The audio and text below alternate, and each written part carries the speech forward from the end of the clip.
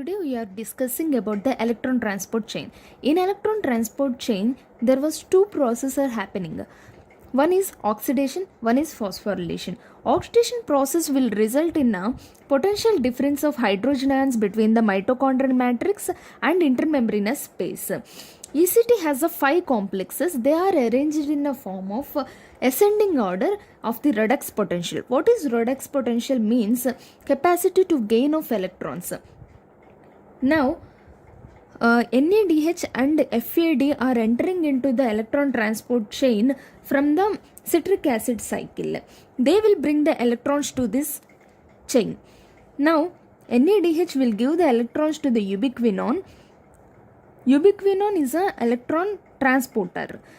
Likewise, FAD also gives the electrons to the ubiquinone. But in the case of NADH, there was a transfer of 4 H plus ions from a mitochondrial matrix into the intermembranous space.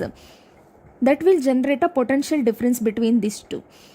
Now, from the ubiquinone, electrons will enter into the third complex. Now, the third complex will transfer electron to the cytochrome C. This is also electron transporter. Now, cytochrome C will give electrons to the complex number 4. Now, the ultimate receptor for the electrons is oxygen. The names of these complexes depends on their work only. Now the created potential difference between this mitochondrial matrix and intermembranous space will result in a pooling of H plus ions into the intermembranous space. This will result in a rushing of H plus ions into the complex number 5. This is an ATP synthetase complex.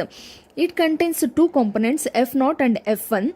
These two are now F1 component have 9 subunits. They are 3 alpha, 3 beta, gamma, delta and epsilon. The important ones are beta. Beta is the ATP synthetase.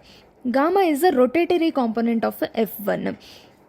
So rushing of the H plus ions into the complex number 5 will result in the rotating of this complex leads to conversion of ADP into the ATP. Now ATP synthesis will happen. Now, one important point to remember here is all these complexes are made up of iron-sulfur complex, except the fourth complex. Now, coming to the most important topic, that is inhibitors of the ECT complexes. So, first one is the complex 1 inhibitor is rotenone. Rotenone has a 1, so it was a complex 1 inhibitor. Now you can easily remember complex 4 inhibitors. They are all gases: carbon monoxide, cyanide and hydrogen sulfide. They are also important questions in the forensic medicine.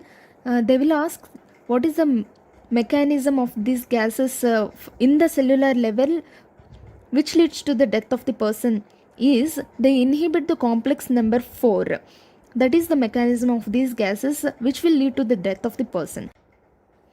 Now coming to the oligomycin, it was inhibitor of the F0 of the complex 5.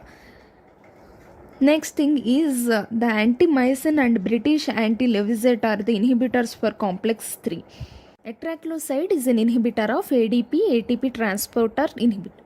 If possible, take a screenshot of it and keep it for your review. Thank you.